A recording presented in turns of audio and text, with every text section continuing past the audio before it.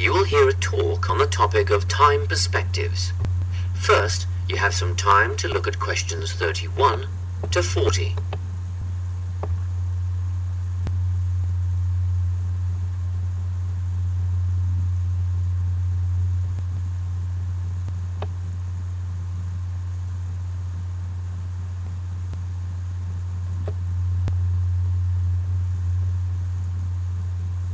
Listen carefully and answer questions 31 to 40.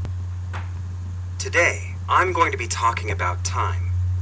Specifically, I'll be looking at how people think about time and how these time perspectives structure our lives. According to social psychologists, there are 6 ways of thinking about time, which are called personal time zones. The first 2 are based in the past.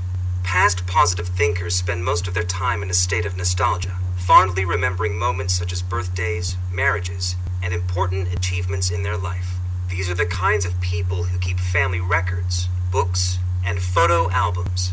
People living in the past negative time zone are also absorbed by earlier times, but they focus on all the bad things, regrets, failures, poor decisions. They spend a lot of time thinking about how life could have been. Then, we have people who live in the present. Present hedonists are driven by pleasure and immediate sensation. Their life motto is to have a good time and avoid pain. Present fatalists live in the moment too, but they believe this moment is the product of circumstances entirely beyond their control. It's their fate, whether it's poverty, religion, or society itself. Something stops these people from believing they can play a role in changing their outcomes in life. Life simply is, and that's that. Looking at the future time zone, we can see that people classified as future active are the planners and go-getters. They work rather than play and resist temptation. Decisions are made based on potential consequences, not on the experience itself. A second future-orientated perspective, future fatalistic, is driven by the certainty of life after death and some kind of a judgment day when they will be assessed on how virtuously they have lived and what success they have had in their lives. Okay, let's move on. You might ask, how do these time zones affect our lives? Well, let's start at the beginning. Everyone is brought into this world as a present hedonist. No exceptions. Our initial needs and demands, to be warm, secure, fed, and watered, all stem from the present moment. But things change when we enter formal education. We're taught to stop existing in the moment and to begin thinking about future outcomes. But did you know that every 9 seconds, a child in the USA drops out of school? For boys, the rate is much higher than for girls. We could easily say, well, boys just aren't as bright as girls. But the evidence doesn't support this.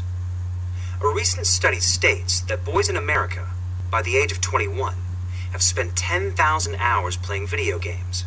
The research suggests that they'll never fit in the traditional classroom, because these boys require a situation where they have the ability to manage their own learning environment. Now, let's look at the way we do prevention education. All prevention education is aimed at a future time zone. We say, don't smoke or you'll get cancer. Get good grades or you won't get a good job. But with present-orientated kids, that just doesn't work.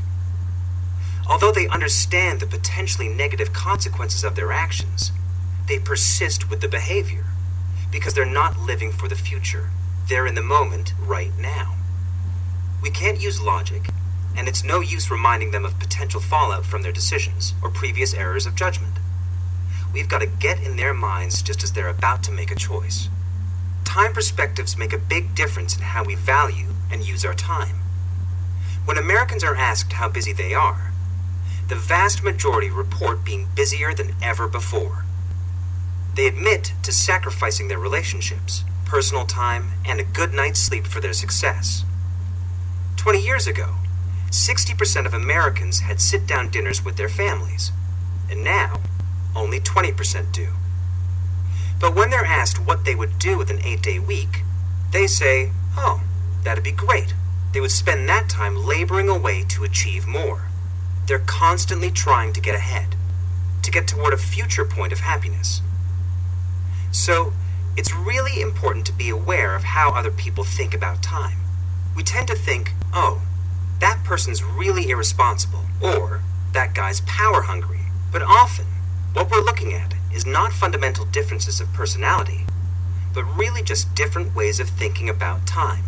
Seeing these conflicts as differences in time perspective, rather than distinctions of character, can facilitate more effective cooperation between people and get the most out of each person's individual strengths. That is the end of section 4. You now have half a minute to check your answers.